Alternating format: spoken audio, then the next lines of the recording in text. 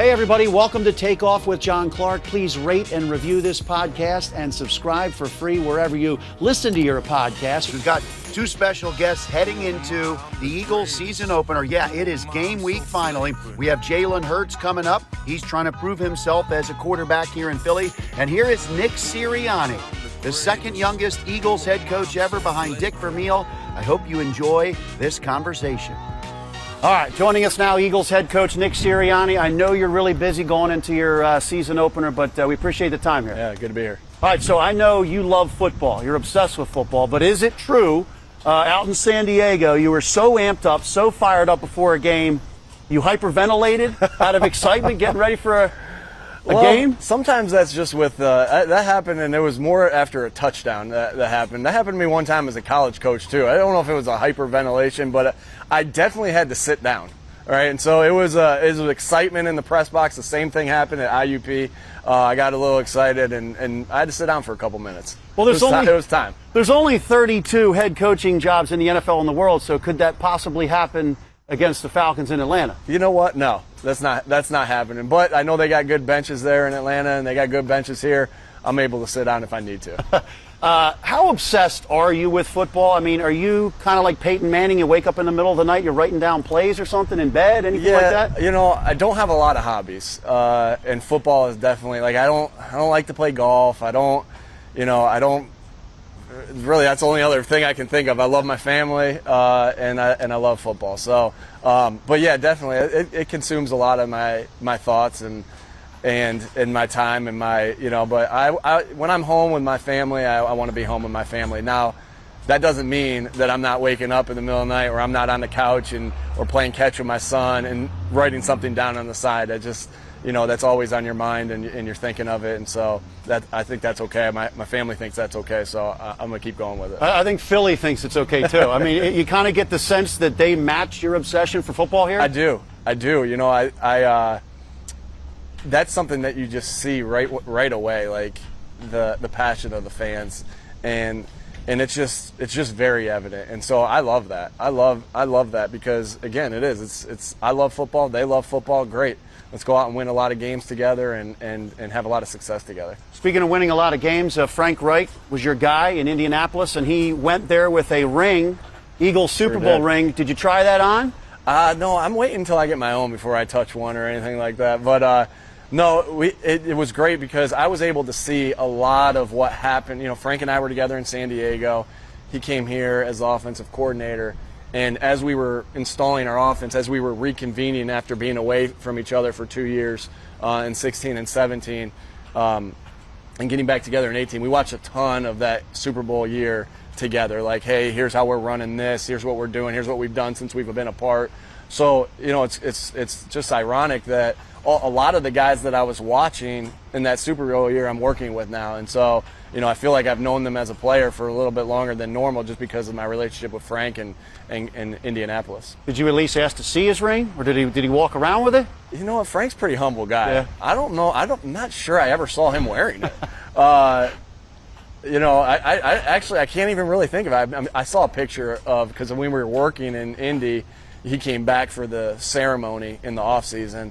And I definitely saw a picture of it. I definitely saw a picture. It was pretty awesome. And want to get one of our own here. There you go. I'm sure Philly would like that. How about going into your first game as a head coach in the NFL with your dad, your brothers, the history of your family? What are the thoughts going to be like leading up to the game, all the people that kind of helped you get to where you are? Yeah, gosh, I get so focused on the game and the week of the game that, that's what my focus is just all about football. I mean, it really, but I'd be lying if I haven't said that I haven't thought about all the people that have got me here to this day. Like that game week, I can be assured that you can be assured, the people of Philly can be assured, I'm assured that my focus is going to be on Atlanta. But, that doesn't mean to this point I haven't thought about all the people that have helped me get there. And, I've just been blessed, very blessed, because there's just been so many people along the way that have not only like brought me on staff, right? That's one thing in itself for the person to say, I want you to coach for me. But then they also mentored me when I was there. And that, obviously the people along the way, obviously my family, I'm really close with my family. And and just growing up in a coaching household, I've been preparing to be a coach, I guess, since I came out of the womb.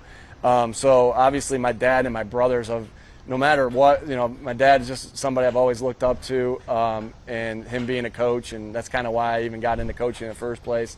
And then I always wanted to be like my brothers, and in fact, I didn't always want to be like my brothers. I always wanted to be better than my brothers. And I think that's just a sibling rivalry, and they were older than me, 6 years older than me and 9 years older than me, but I always wanted to be better than them. And so, but they set the bar very high, very successful coaches in themselves.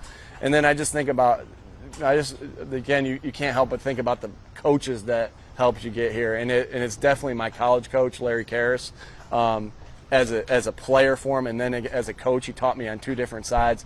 And then Frank. So really, so when I think about the coaches, there's a long list. I can't name everybody at this particular time. I would love to.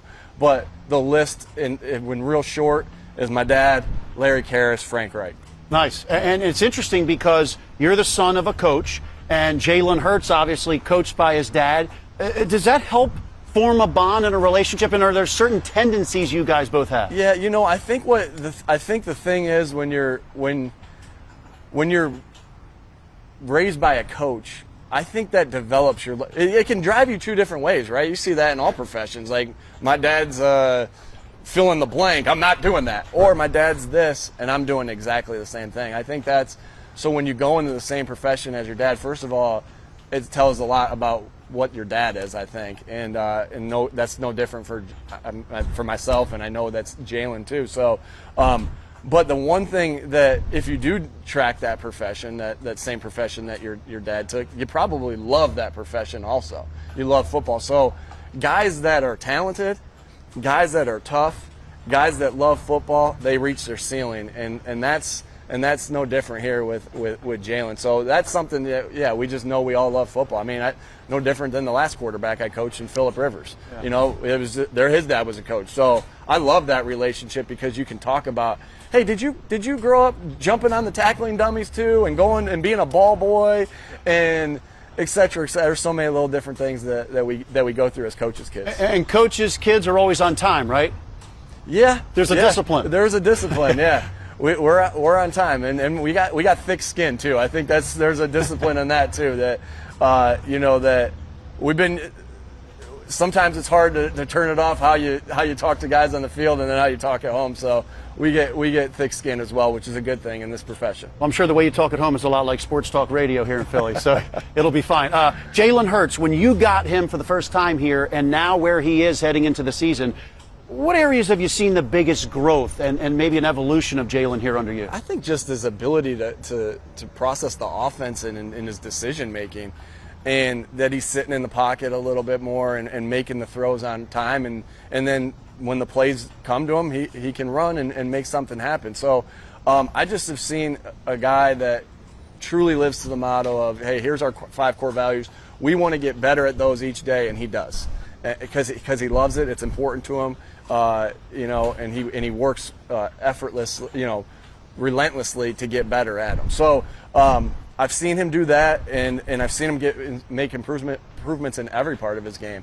It's the decision making, it's his accuracy, it's his footwork, and I just, again, it's the really thing that really stands out is his comfort with the offense and his ability to go, to run the offense, and I think that's what you want as a coach, for them to know everything as a coach, so because he's our coach out there on the field. So I've definitely seen that improvement in his game, and that's vital for any head coach, play caller, quarterback relationship. When you have a quarterback like Jalen, you have your receivers, your tight ends, your running backs, your O-line here. What about this particular group, the skill sets that they have that gives you more of an opportunity as a play caller? Yeah, I just think we have good, credit to Howie and his staff. We have good pieces all over the board, and you got tight ends that have made a ton of plays in this league and will continue to make a ton of plays, and that you can be in 12 personnel for that. And you got 11 personnel. You have good, the difference between our 12 personnel is our 12 personnel has made a ton of plays,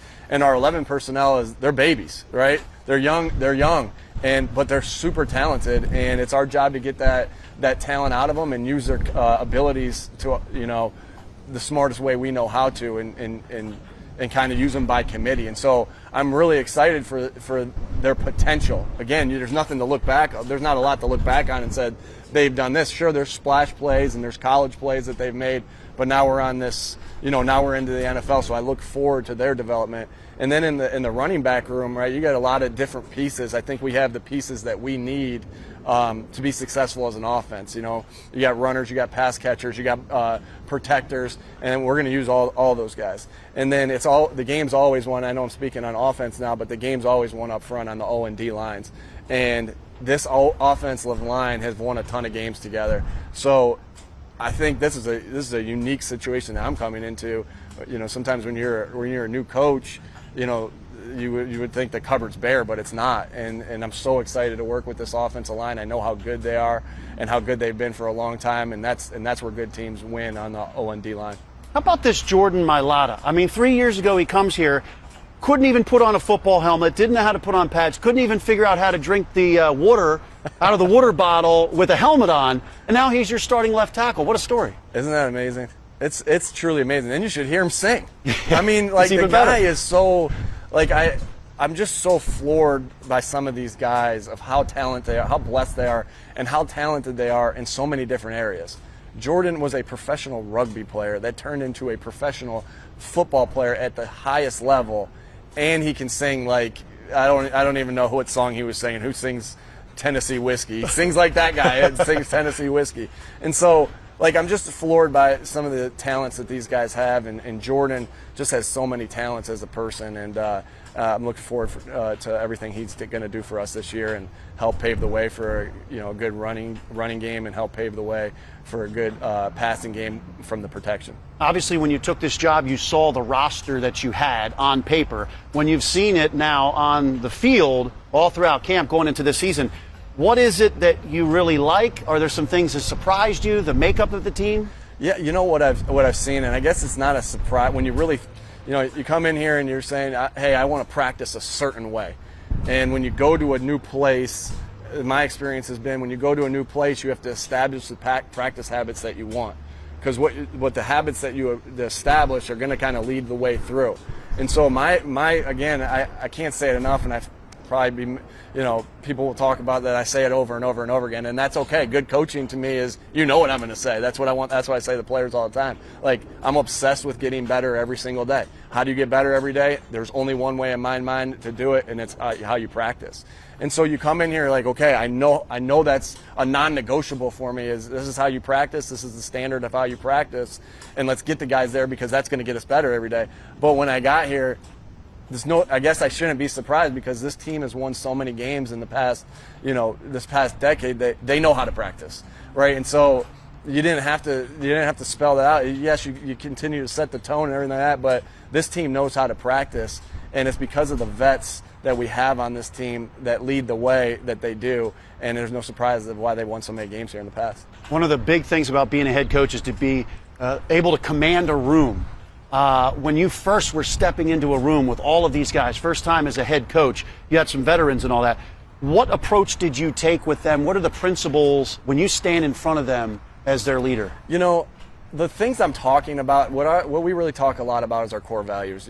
It's important for teams to connect because teams that connect are good teams. Compete, accountability, football IQ, and fundamentals, right? And so I'm not going up there with crazy things like if you do this, you're going to win. Like, I'm not saying that. I'm just saying, hey, I've been on good teams, I've been on bad teams, and the common denominator on good teams is these 5 things. And so I think everybody in their own mind knows that's true and thinks that's true. So I'm not, and I hate the word buy-in. It's not a buy-in. Like, we talk about things, and this is what's important to me, and I think deep down, everybody knows that this is a common denominator of the teams that they've been on. When you look at your family, everybody's a teacher.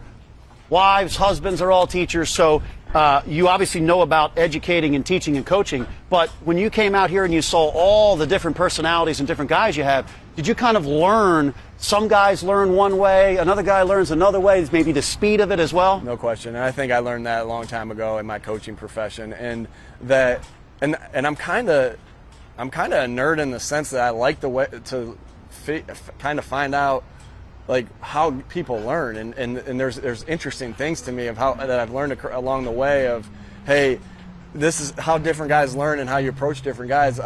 And so it is. Everybody is his own entity. And I went to college to be an education major. Thank God I did. That was and really it's because I'm a teacher. I'm a teacher out here. And so I really am fascinated how different people learn and understand that not everybody learns the same way. And it's finding what works for people and how you teach it. So I think a lot of us in this profession are visual learners. I know I am. Like if you could be explaining to me something all you want, what's the word? How do you even say it? Audio. How do you say it? Right. Audibly, and I'm not going to really understand anything you're saying, but when you show me, it paints a picture. So that's a major way that I teach. But then again, not everybody learns that way. So but that's where it goes back to connecting. If you get to know a person, you'll know how they learn, and that most effectively will get them to be higher football IQ, higher fundamentals. How about this city of Philadelphia? When you go around, I know you live in Jersey, but when you go around, how are you adjusting to the city and the vibe here in Philly? I love it. I love the fact that, again, we talked about it earlier, the passion that the media has, the passion that the fans have. That's pretty awesome. I think that's what, especially when you're at a place that it's not like that. You're like, man, I wish I liked football a little bit more here, And that's not the case here. People love football. They love it here, and I love that. I love that about this city, and because I know that they're gonna, when we're rolling, they're gonna be just as passionate as I am out there, and and I'm excited to have that. I'm passionate. They're passionate. I think that's awesome, and I'm excited to be here and have that city behind us. All right, to wrap it up, there's a lot of people who are picking the Eagles to finish last or, coming off a down year. A lot of people sleeping on the Eagles. Do you think that this team can be better than people are thinking? I just know we set out every single day to be better than we were the day before that. And if you keep that path and that trajectory, you're gonna surpass some teams. And so, my goal it truly is. We talk about it in the locker room. We just started talking about it because we're getting into about to get into week one preparation. We're in a 17-round heavyweight championship fight. That resonates with me. That probably resonates with people in Philadelphia with Rocky and everything. Because I think when he went to Moscow in Rocky IV, it was like 17 rounds, something crazy. I will break you. Yeah. But you're about to get into a 17-round fight, and a heavyweight fight, and so it's important that you take one round by one round by one round by one round. You win one round, you sit down for a week, you get up and you go again, and you win that round, you go again. You lose that round, you go again. So I'm looking for, people that I think love this profession, love the climb, love the journey. And that's definitely me. I love the journey. I love the climb. And so to me, it's about Atlanta, right? And then whoever we play next after that. First time game planning, first time calling plays as a head coach. How many times are you going to go over that call sheet? How many times are you going to let all those plays run through your head? Yeah, that's visualization and putting yourself in the scenarios that you anticipate yourself going through. That's something we definitely do, and that's not something I've said this before. It's not like when you go into an interview, you don't just start getting ready for that interview in a week. You've been getting ready for that interview, in my case, your entire life to be a coach. And then it's the same thing here, right? You don't just go over and I've been planning on how I'm going to call a 2-minute scenario for the past 20 years. Now, I wasn't doing that when I was 5, but for the past 20 years as being a coach. So, again, been through that a lot, and there'll be no doubt that I'll plan how I need to plan in the week, but it's been going on for a long time. All right, you're obsessed with football, but you're going to find out how obsessed Philly is come Sunday. No doubt. Can't wait. Thanks a lot for the time, Nick. Thanks, John. Hey, everybody. We're here at a charity golf event, but let's welcome in the Eagles quarterback, Jalen Hurts. And Jalen is getting ready for a season here as the starting quarterback, QB1 of the Eagles. Jalen, my first question is, what do you like about this Eagles offense with Nick Sirianni and all of the guys, the skill position players you have on offense? I think I like the mentality and approach that we've had, and we've taken our preseason and fall camp. We've been diligent with everything that we've done. We've kept our head down. We've learned every day. We've had the right mentality with it, and we're being do every day and just attacking every day. So now we have the opportunity to put our hard work on display, and we're all excited for it. Jalen, you have faced a lot of obstacles, especially in college. you've had a bunch of different offenses, and you're learning a new offense here with Nick Sirianni. What do you think you've most improved at and most comfortable with in this offense that Nick has? I think for me, I just try to go in every day and try and take in as much as I can from Coach. Take in as much as I can from Coach Steichen and Coach Johnson and apply them. You know, seeing the game, how they see it, I always talk about that, and that's very important. I feel playing this position, being able to see it from a play caller's perspective, seeing it how they see the game. So, you know, that's been my approach with it. Jalen, you guys haven't shown much in the preseason by design. Nick Sirianni said he thinks because they're a new coaching staff, maybe they could surprise some of the first couple teams at least with a lot of the offense that you're running. Is there a lot of fun stuff that you guys are ready to show that nobody has seen? We just want to put points on the board. That's all. We don't really care how it gets done. That's what we want to do. We just want to put points on the board. You know, you're a coach's son. Nick Sirianni grew up in a coaching family. His dad was a longtime coach. Is there a special bond, and are there characteristics with both of you guys having grown up in a coach's family? Well, I think Coach Sirianni and me meeting him for the first time, I've obviously been able to talk with him coming out of the draft when he was at the Colts, and build a relationship with him then. And now we're together and about to go do this thing. But just knowing him and you know, over time I realized how much we had in common, how much of our mentalities were dang near identical.